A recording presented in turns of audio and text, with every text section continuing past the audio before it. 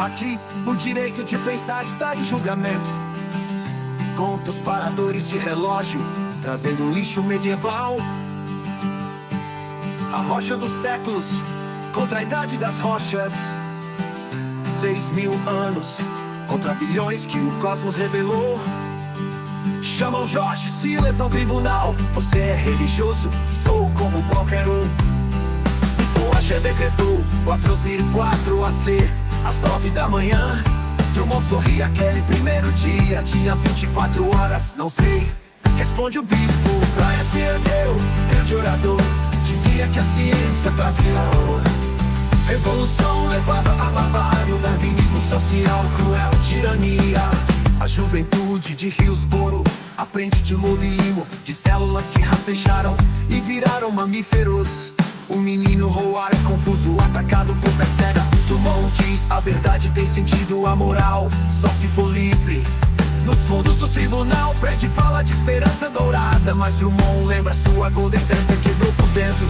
Se a fé exige ignorância, que se dane a fé. Rachel Brown teme pelas perguntas que sente em seu coração. Gates partiu, Staines morreu e o padre fala de fogo. Religião deve confortar, não aterrorizar.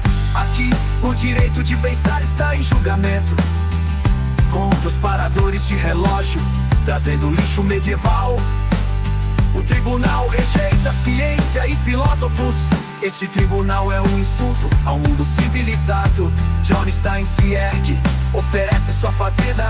O vento sopra em Hillsborough, a luta continua. Enquanto houver quem pense, nenhuma cela conterá o vento.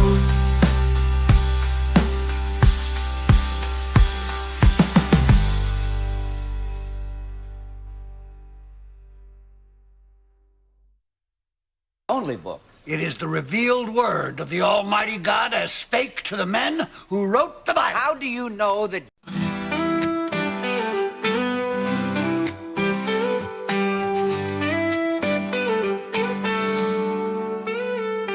Em 1925, na cidade de Dayton, Scott, jovem mestre, aceitou o vão. A lei Butler dizia que não se podia ensinar que o homem veio do animal. Os jornais chamaram de julgamento do macaco. A cidade virou palco, grande espetáculo. Não era só fé contra a ciência, era sobre raça, poder e consciência. Bryan se ergueu, grande orador. Dizia que a ciência trazia horror. A evolução levava a barbárie, darwinismo social, cruel tirania. A clã achava sombra na rua, hierarquia racial não podia ter lua. Sem fé dizia Bryan, saber é mal. Porta aberta ao caos, caminho fatal.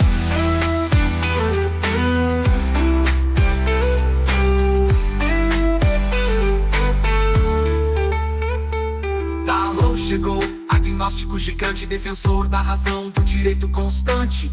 Viu na lei ataque à liberdade, uma teocracia sobre a humanidade. Todos ao gramado, calor insuportável. Deram desafio a Bryan, ato notável. Pergunta sobre Noé, Josué, criação. 6 dias de dilúvio é interpretação. Bryan admitiu, os dias eram longos. Muralha do literalismo caiu com sons. Derrota moral, mas a lei ainda vigorava. Impacto cultural que a América sentia. Scopes pagou multa, depois anulada pela Suprema Corte, questão técnica aplicada. O julgamento deixou marca e lição. Du Bois lembrava, democracia em avaliação.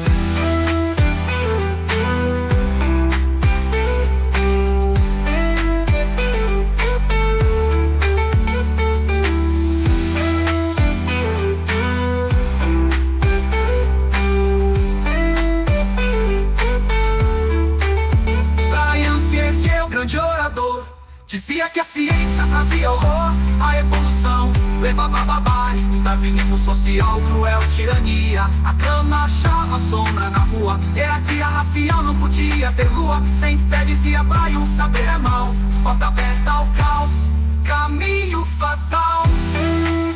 Porta aberta ao caos, caminho fatal. Porta aberta ao caos, caminho fatal.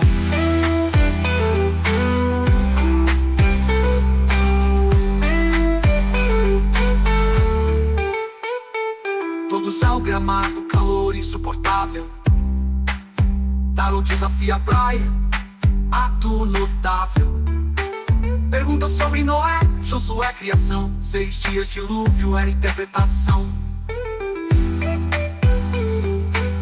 É interpretação.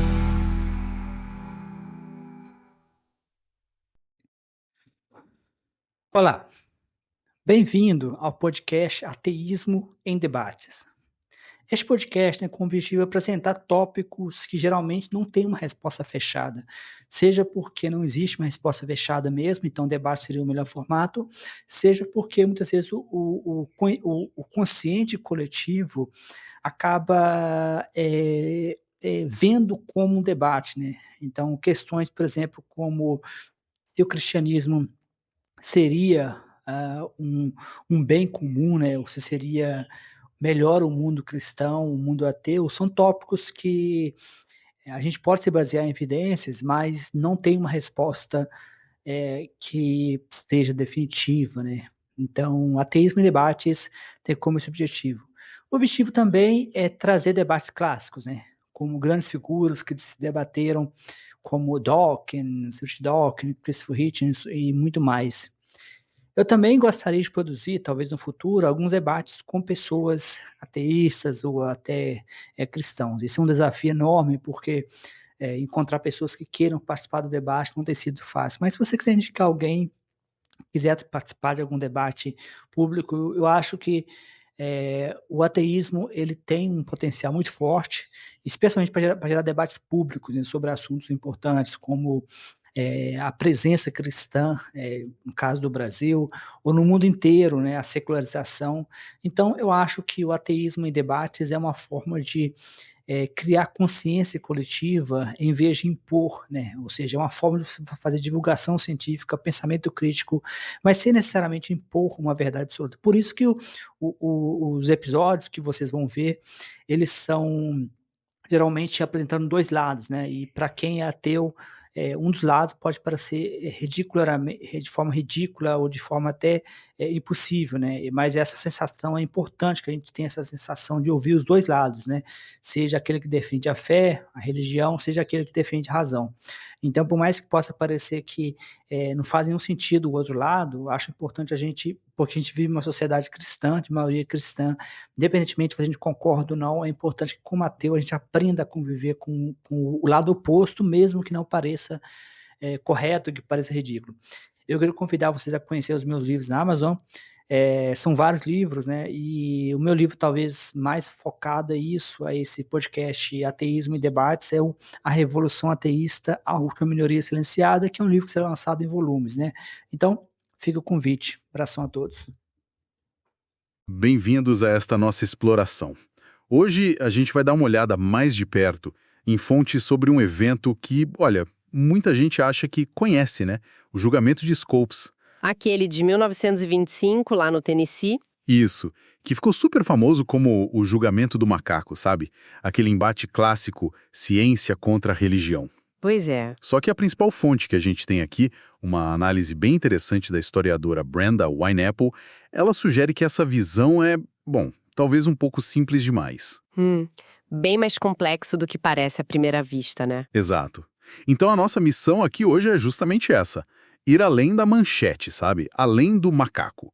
Vamos tentar desvendar as camadas culturais, políticas, sociais daquela época para entender o que realmente estava pegando ali em Dayton. Porque as fontes indicam que esse debate sobre evolução, ele foi mais um palco, né? Para outras ansiedades bem mais profundas da sociedade americana da época. Perfeito. Ok, então vamos lá. Por onde a gente começa?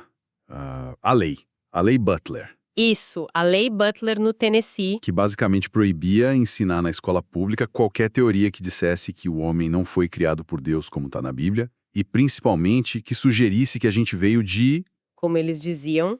uma ordem inferior de animais. Era essa a expressão. Exato.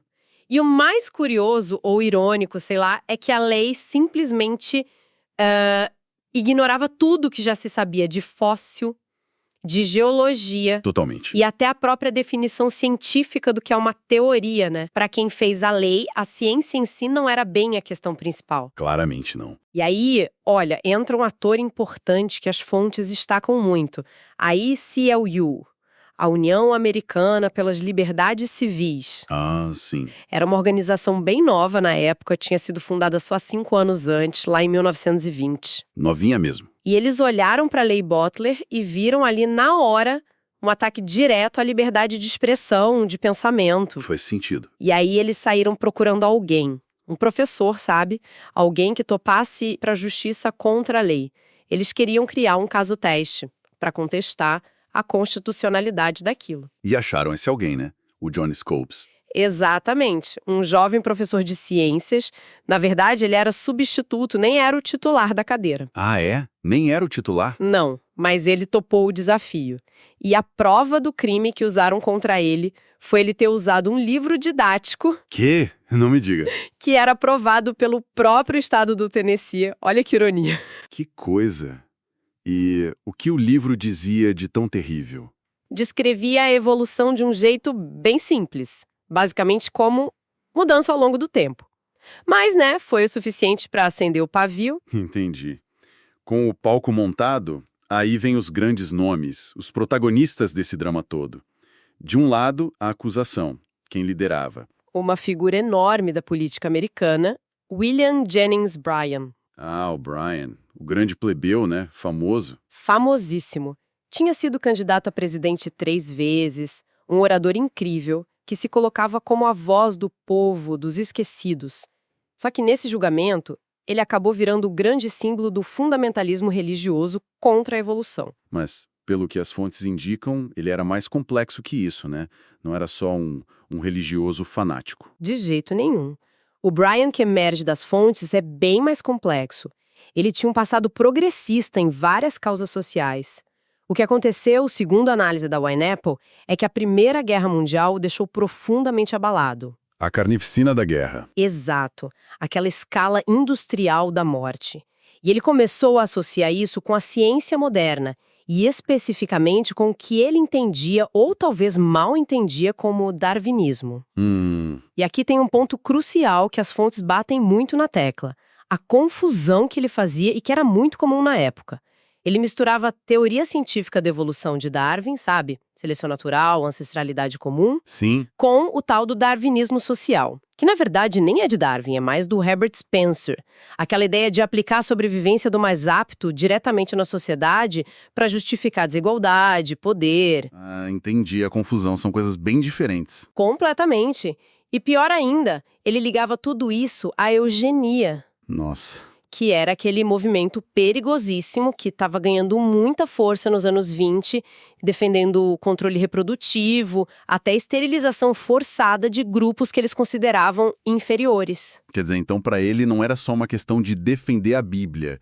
Ele via a evolução como uma espécie de porta de entrada para essa degeneração moral e social que ele ligava à guerra e a essas ideias horríveis de eugenia. Exatamente.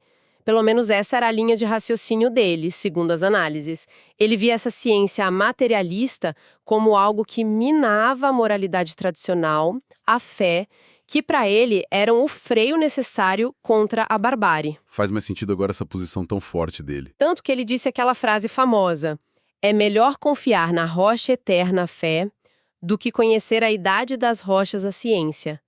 Para ele, a moralidade bíblica era mais importante que o conhecimento científico, se esse conhecimento levasse à perda da fé e, na visão dele, à selvageria. Entendi. Complexo mesmo. E do outro lado, na defesa do Scopes, da liberdade de ensinar ciência, quem estava lá? Outro gigante, mas um gigante completamente diferente: Claire Siderald. Darrow.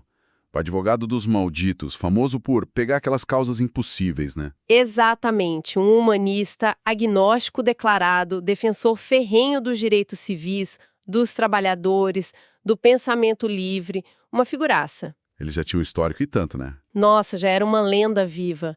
Tinha defendido líderes sindicais e uma família negra em Detroit que se defendeu armada de uma multidão racista e ficou muito famoso pouco antes no caso Leopold Loeb. Ah, sim, lembro desse caso.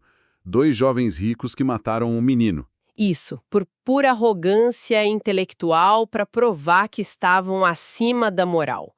Darryl conseguiu livrar eles da pena de morte num discurso que ficou para a história. Mas olha, o Darryl também não era santo não, viu? Tinha controvérsias. Tinha. Uma reputação bem controversa. Havia acusações antigas de que ele teria tentado subornar jurados em outro caso.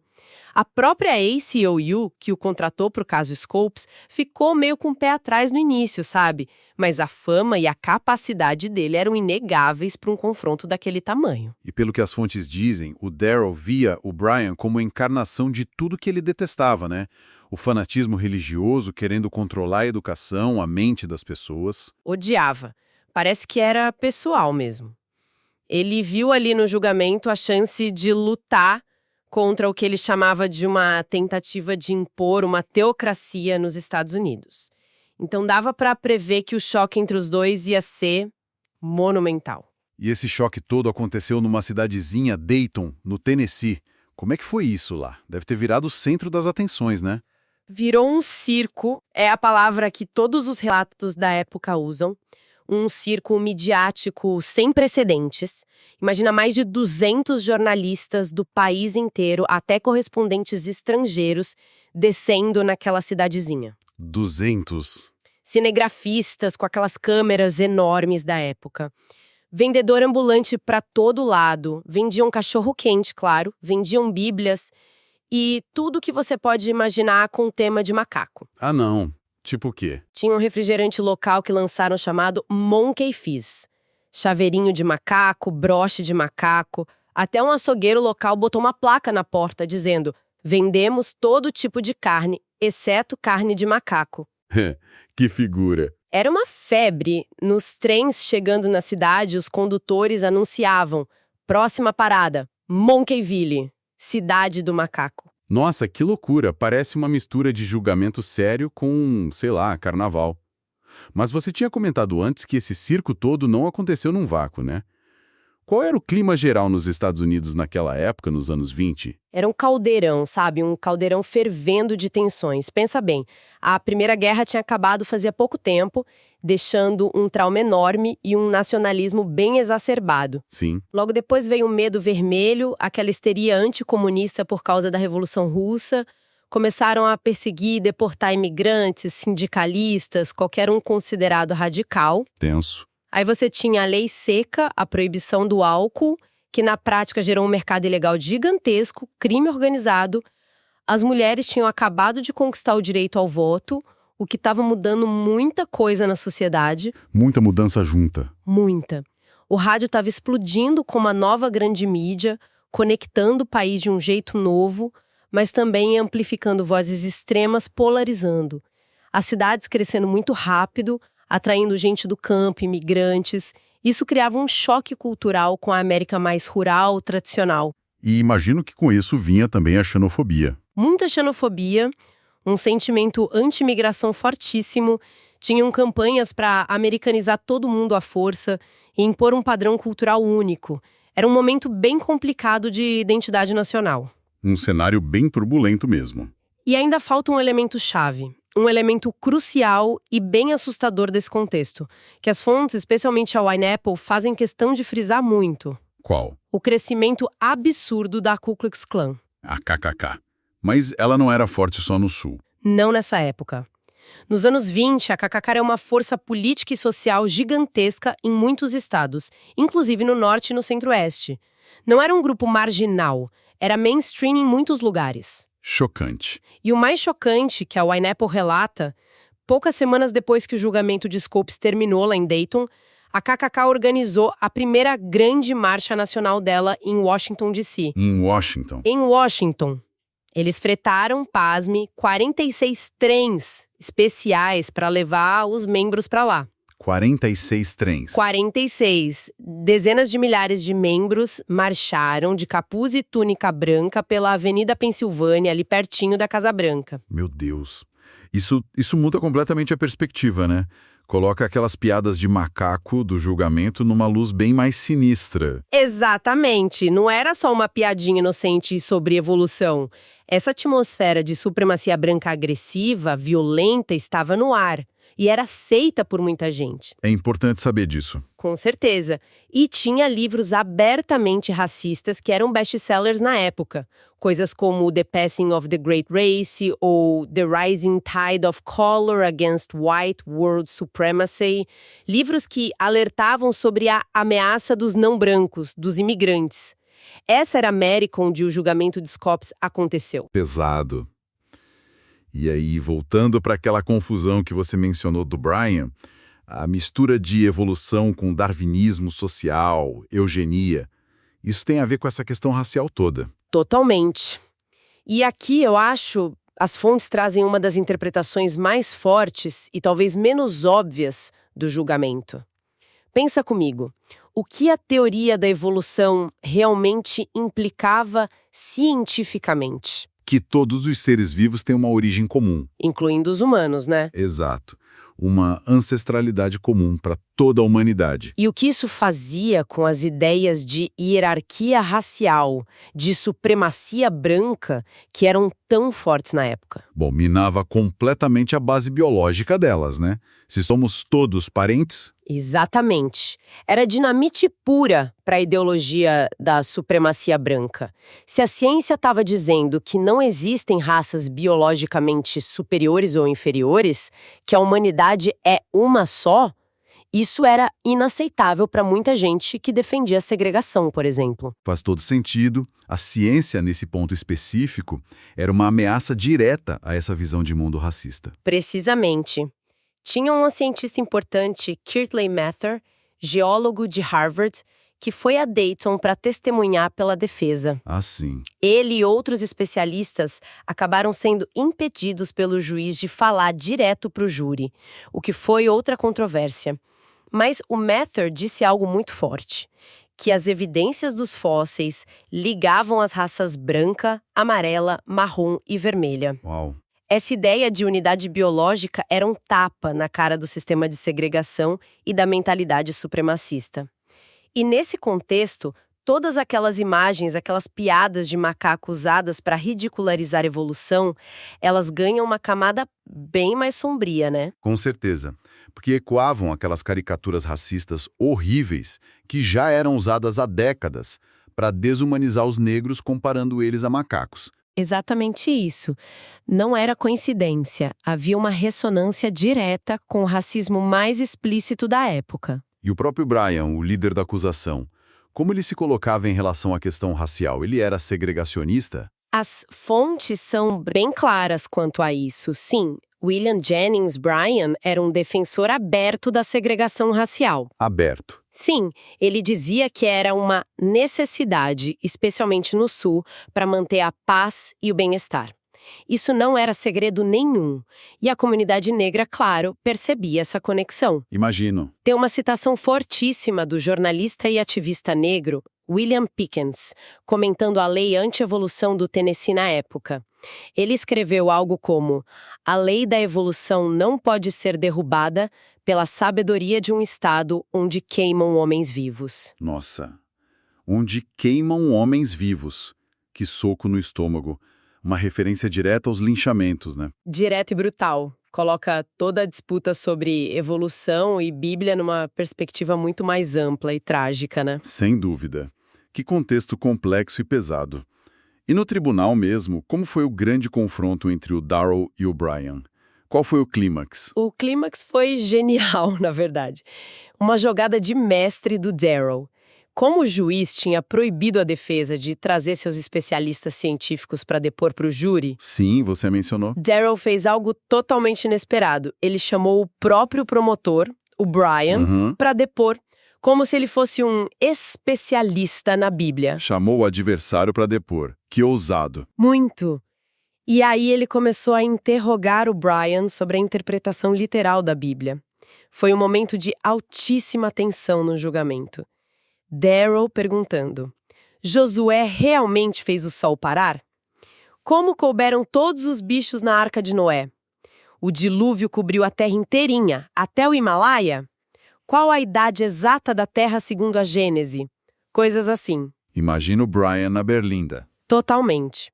E o ponto de virada, que todos os relatos da época destacam, foi quando Darryl apertou ele sobre os 6 dias da criação no Gênese. Ah, os 6 dias. Pressionado, ali na frente de todo mundo, o grande campeão do literalismo bíblico acabou admitindo que talvez aqueles dias não fossem dias literais, de 24 horas, que poderiam ser períodos de tempo mais longos. Ele admitiu isso? O Brian? Admitiu. Para a base dele, para os fundamentalistas que o viam como líder, foi um choque.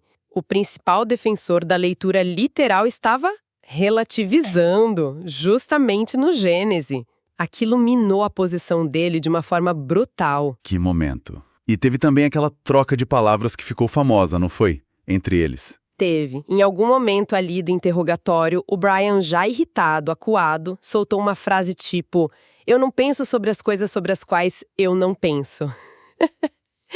E o Darryl, que era rápido no gatilho, devolveu na hora: você pensa sobre as coisas sobre as quais você pensa. Foi um golpe retórico certeiro, sabe? Expondo a recusa do Brian em questionar as próprias certezas. Brilhante e cruel ao mesmo tempo. E tudo isso acontecendo num cenário quase surreal, né? Porque tava um calor insuportável dentro do tribunal. Ah, é verdade. Tinha isso também. Um calor absurdo, o lugar lotado, e começaram a ficar com medo do assoalho de madeira não aguentar o peso e desabar tudo. Sério? Risco de desabamento. Sim. Aí o juiz tomou uma decisão inusitada, mandou mover o julgamento para o lado de fora, para o gramado, debaixo das árvores. Não acredito. O julgamento foi pro jardim. Foi. Então essa cena toda, o interrogatório humilhante do Brian pelo Darryl, aconteceu ao ar livre, com centenas de pessoas assistindo, o Brian suando em bicas, visivelmente desconfortável, perdendo a compostura. Foi uma derrota moral ali, pública, mesmo que o veredito legal ainda não tivesse saído. Que imagem. Além dessa batalha entre ciência, religião, personalidades, parece que tinha um debate mais fundo ali sobre o que é democracia, né? Duas visões se chocando. Sem dúvida. As fontes analisadas pela YNAPL apontam muito para isso. Duas visões de democracia em rota de colisão total. Como assim? Para o Brian, democracia era, acima de tudo, o governo da maioria. E o direito dos estados de definirem suas próprias leis, seus próprios costumes. Se a maioria do povo do Tennessee votou pela Lei Butler, ou se a maioria no Sul apoiava a segregação, bom, essa era a vontade democrática e tinha que ser respeitada. O poder local, a decisão da maioria, era quase sagrada para ele. Entendi. A vontade popular local, acima de tudo. E para o Darryl, qual era a visão oposta? Para o Darryl, não existia democracia de verdade sem razão, sem educação livre, sem tolerância com ideias diferentes e, fundamentalmente, sem a proteção das liberdades individuais que a Constituição Federal garantia. Liberdade de pensamento, de expressão. Exatamente. Investigação científica. Para ele, proibir o ensino da evolução era um ataque ao coração da democracia. Era abrir a porta para a tirania da ignorância, do fanatismo da maioria. Ele viu um perigo maior ali. Com certeza. Ele chegou a fazer um alerta bem dramático no julgamento. Algo como: a ignorância e o fanatismo estão sempre ocupados. Se hoje podem proibir o ensino da evolução, amanhã podem proibir a geologia, depois a astronomia. A gente está marchando de volta para as gloriosas eras do século XVI, quando fanáticos acendiam fogueiras para queimar homens que ousavam trazer luz para a mente humana. Nossa, que alerta forte. E no fim das contas, qual foi o resultado? O Scopes foi condenado. O que aconteceu depois? Tecnicamente, sim. O Scopes foi considerado culpado pelo júri. O Darryl até meio que induziu isso porque ele queria poder apelar para instâncias superiores. Ah, foi estratégia? Foi. Scopes levou uma multa de $100. Mas aí vem a reviravolta. A Suprema Corte do Tennessee depois anulou a multa. Anulou? Por quê? Por um detalhe técnico. Disseram que quem devia ter definido o valor da multa era o júri, não o juiz. Uma tecnicalidade que, convenientemente, evitou que o caso subisse para a Suprema Corte dos Estados Unidos. Ah, entendi. Uma saída elegante para não ter que decidir sobre a constitucionalidade da lei em si. Exatamente. Com isso, a Lei Butler continuou valendo lá no Tennessee por décadas, embora quase nunca fosse aplicada na prática. Mas o impacto cultural, simbólico do julgamento foi gigantesco, muito maior que o resultado legal. O Darryl mesmo via como algo maior, né? Sim, ele achava que a imprensa tratou muito como uma farsa, um circo, mas para ele tinha sido uma tragédia constitucional, um momento grave para a liberdade no país. Então, resumindo tudo isso que as fontes mostram, o que fica desse julgamento, quase 100 anos depois? O que a gente aprende com ele? Olha, fica muito claro que o julgamento de Scopes foi um palco onde se encenaram tensões culturais muito, muito profundas e que vão bem além daquela dicotomia fácil de ciência versus religião. Que tipo de tensões? Questões sobre como narrativas científicas e religiosas podem ser usadas ou distorcidas na arena política, os debates que nunca acabam sobre o currículo escolar, o que o Estado deve ensinar, o que não deve, quem decide isso, a briga pela liberdade acadêmica contra pressões ideológicas. Coisas que a gente discute até hoje, né? Totalmente. E a gente vê ecos claros nas lutas por direitos civis, como a questão racial, que era tão presente ali, mesmo que meio escondida. E até nos debates de hoje sobre direitos reprodutivos, por exemplo, que também envolvem visões de mundo conflitantes sobre ciência, moralidade e controle social. É impressionante como os temas continuam voltando. Tinha aquela frase do W.E.B. Du Bois, o intelectual negro, que você citou antes. Sim, observando o julgamento de longe, o Du Bois escreveu algo muito certeiro. A democracia estava em julgamento. A verdade é que o Tennessee é a América. O Tennessee é a América. Forte. Ele percebeu na hora que aquilo não era só um problema local, esquisito do Tennessee. Era um espelho das contradições, dos conflitos da nação inteira. Fica bem claro mesmo, depois dessa análise toda, que essa história do julgamento do macaco é muito mais rica e complexa do que parece. Foi um microcosmo, né? Um retrato pequeno das dores, das dificuldades dos Estados Unidos. E talvez de outras sociedades também em lidar com a modernidade. Exato, lidar com a ciência que desafia visões antigas, lidar com a diversidade que crescia e com essas ansiedades muito profundas sobre poder, sobre identidade nacional, sobre quem manda e, especialmente, como a gente viu, a questão racial ali borbulhando o tempo todo por baixo da superfície. Os materiais que a gente viu mostram bem como um debate que parecia ser só sobre biologia e macacos, na verdade era um jeito de canalizar medos, preconceitos, disputas políticas e culturais muito maiores. E que continuam por aí, né? Exatamente.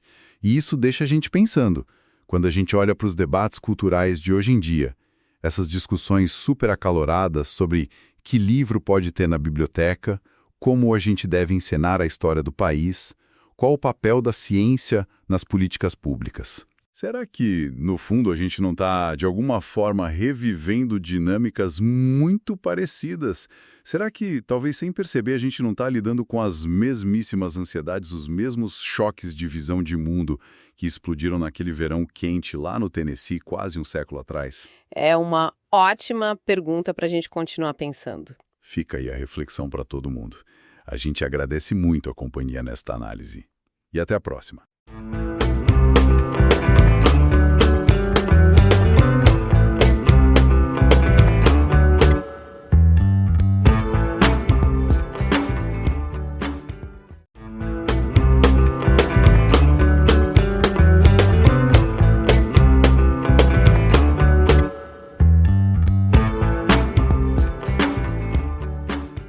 Olá! Hoje a gente vai mergulhar num filme bem potente, O Vento Será Tua Herança. Aquela versão de 1999, sabe? Com o Jack Lemmon e o George C. Scott. Atuações incríveis. É sobre o famoso julgamento do macaco, um professor processado por ensinar evolução. Mas o ponto-chave aqui para nossa conversa é que, apesar de ser inspirado em fatos, não é um documentário, né? Uma dramatização feita décadas depois e com um objetivo bem específico. Então, o que a gente vai fazer é justamente investigar essa versão de 99, comparar o que o filme escolheu mostrar com o que aconteceu de verdade lá no julgamento de Scopes, em 1925, e tentar sacar as mensagens por trás do drama. Exato. E para essa análise, a gente vai usar algumas coisas. Claro, cenas do próprio filme, né? E também algumas análises críticas, tipo a do Jorge Guerra Pires, que levanta umas questões importantes sobre distorções. E, fundamental, o contexto histórico real, que a Brenda Wineapple, por exemplo, detalha bem, mostrando como era a sociedade daquela época do julgamento original. Perfeito. Então, para quem não lembra direito, o filme de 99 leva a gente para uma cidadezinha no sul dos Estados Unidos. O professor Bertram Cates, que é inspirado no John Scopes, está sendo processado. Por quê? Porque ensinou a teoria da evolução do Darwin e isso ia contra uma lei do Estado. Aham. E o caso vira notícia nacional, né? Aí chegam dois advogados gigantescos. O Henry Drummond, que é o Jack Lemmon, baseado no Clarence Darrow, para a defesa, e o Matthew Harrison Brady, George C. Scott, inspirado no William Jennings Bryan, para a acusação. E o filme já deixa claro qual é o conflito principal ali. Sim, fica muito nítido. É um embate entre, de um lado, a fé fundamentalista e, do outro, a ciência, a razão. É tradição contra progresso. E talvez o mais central para quem fez o filme é a briga pelo direito de pensar livremente contra o dogma imposto pela comunidade. O roteiro desenha isso muito bem. E a gente vê isso direto nos diálogos, né? Tem aquela cena clássica sobre a idade da Terra. O Brady, o acusador, fala: "Estou mais interessado na rocha dos séculos do que na idade das rochas." Exato. Uma declaração de fé pura. E o Drummond responde com ciência, falando que a tal rocha teria milhões de anos. Sim, e tem outra ótima. Quando ele pergunta sobre a data da criação, 4004 AC, segundo um bispo lá, o Ussher, Drummond pergunta para o Brady se o primeiro dia foi um dia literal, de 24 horas. Como se o Sol só foi criado no quarto dia, né? Isso. E aí o Brady, pressionado, acaba admitindo que poderia não ser um dia literal. No filme, isso é mostrado como uma vitória da lógica, uma brecha no literalismo. Exato. E o testemunho do aluno Howard, contando que o professor ensinou que o homem evoluiu de macacos do velho mundo. E a reação do Brady de fúria, né? Chamando a ideia de veneno, de mal. É nesse clima que o Drummond solta a frase-chave do filme: "O direito de pensar está em julgamento." E para a gente entender por que o filme bate tanto nessa tecla, é bom lembrar da origem. A peça Inherit the Wind é de 1955. Era o auge do macartismo nos Estados Unidos. Aquela perseguição anticomunista, caça às bruxas, ideológica. Exatamente. Muita censura, muito medo. Os autores usaram o julgamento de Scopes, que tinha acontecido 30 anos antes, como uma alegoria. O foco deles não era bem o debate criacionismo versus evolução de 1925 em si, mas em criticar essa atmosfera de restrição à liberdade intelectual dos anos 50. Entendi. Então o filme já nasce com essa carga, né? Usando um evento histórico para falar de outro contexto. Isso. Só que o contexto real de 1925, nossa, era muito mais complicado. A Brenda Wineapple descreve uma América pós-Primeira Guerra Mundial cheia de tensões. Tinha lei seca, né, proibição de álcool, o voto feminino era recente, o rádio estava explodindo. Mas também tinha muito medo, né? Muito. Red Scare, medo de comunista, tensão entre cidade e campo e, muito forte, xenofobia e racismo. Tinha livro racista popular, tipo The Passing of the Great Race. O massacre de Tulsa, de 1921, ainda estava na memória. E tinha a Ku Klux Klan, certo, que o filme não mostra. Exatamente. E esse é um ponto crucial. A KKK estava muito forte na época. Poucas semanas depois do julgamento, eles fizeram uma marcha gigantesca em Washington. O fundamentalismo religioso, principalmente no Sul, muitas vezes andava de mãos dadas com o nacionalismo branco supremacista. Era uma mistura perigosa de religião, racismo, medo, bem diferente do foco mais limpo na liberdade de pensamento que o filme traz. Nossa, isso muda tudo. E é aí que a comparação filme versus história fica interessante mesmo. Vamos entrar nessas diferenças, então. O que o filme não conta? A crítica do Jorge Guerra Pires fala muito disso, né? Fala, e com razão. A omissão da Ku Klux Klan é, talvez, a mais gritante para ele. Ele argumenta que o filme e a versão de 99 também simplesmente apaga a KKK da história. Apaga o apoio, inclusive financeiro, que a Klan deu para o movimento anti-evolucionista lá em Dayton. Mas essa ligação existia de verdade. Com certeza. Historicamente era clara. O fundamentalismo literalista, o anticientificismo e o racismo da KK se encontravam. Para eles, a evolução era ideia de estrangeiro. Levava à degeneração moral. Minava a ideia de superioridade branca. E por que o filme omitiu isso, então? Provavelmente, como Pires sugere, foi para manter o foco da alegoria anti-macartismo.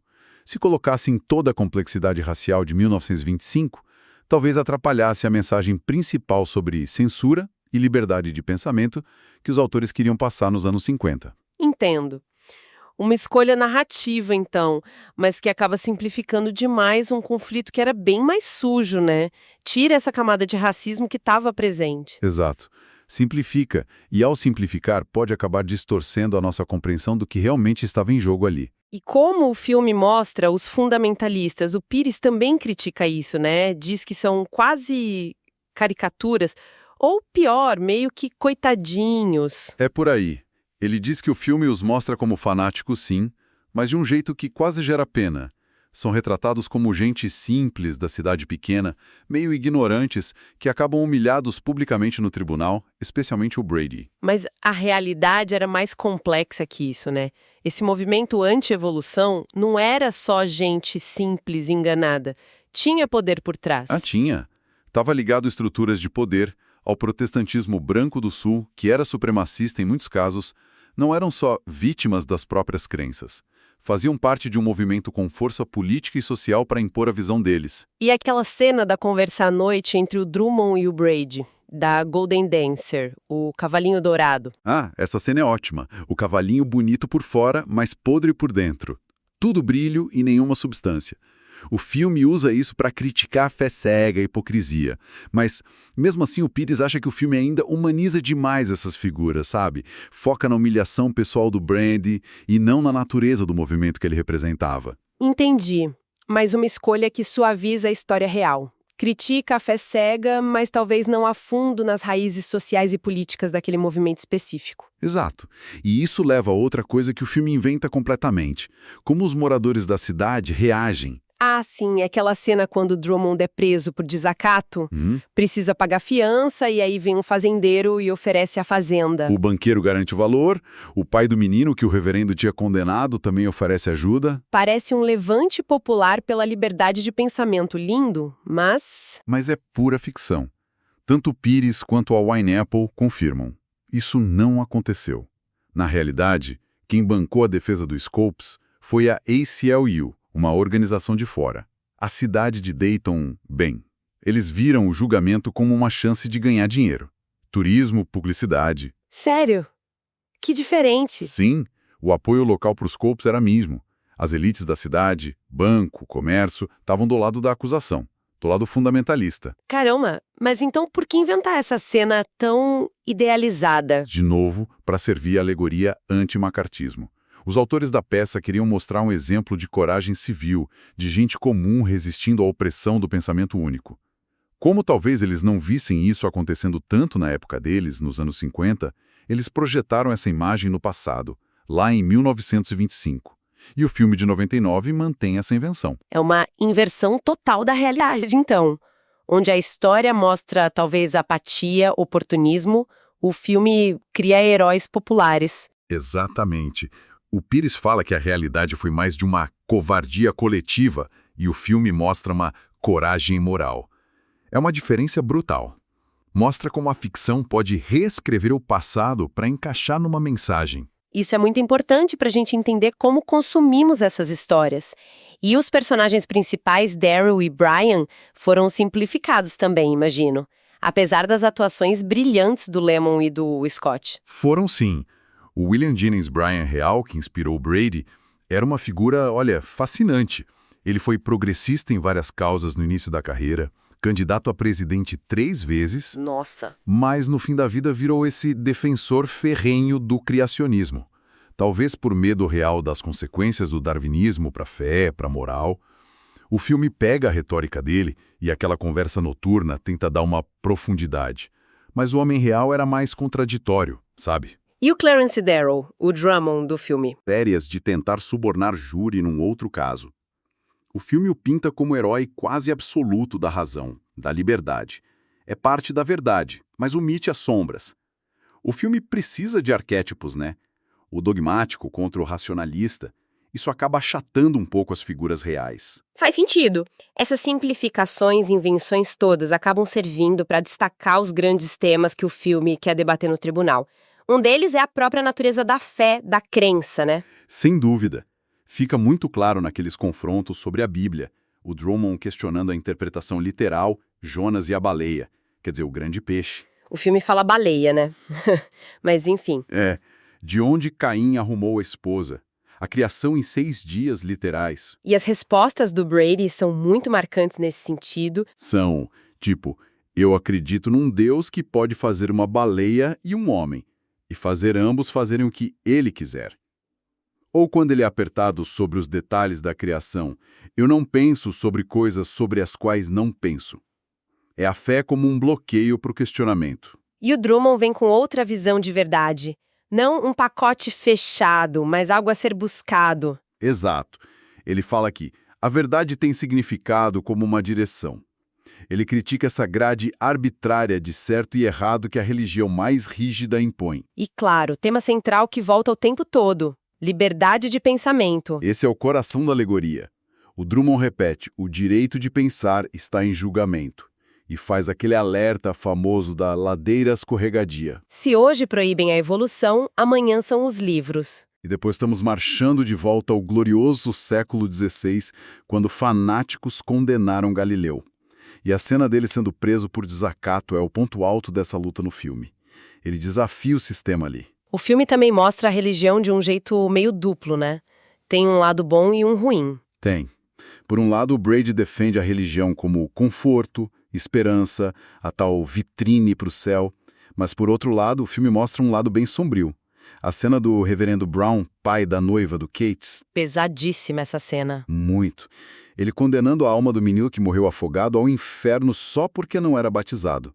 Até o Brady fica chocado no filme. E a própria noiva do Cates, a Rachel, fala isso.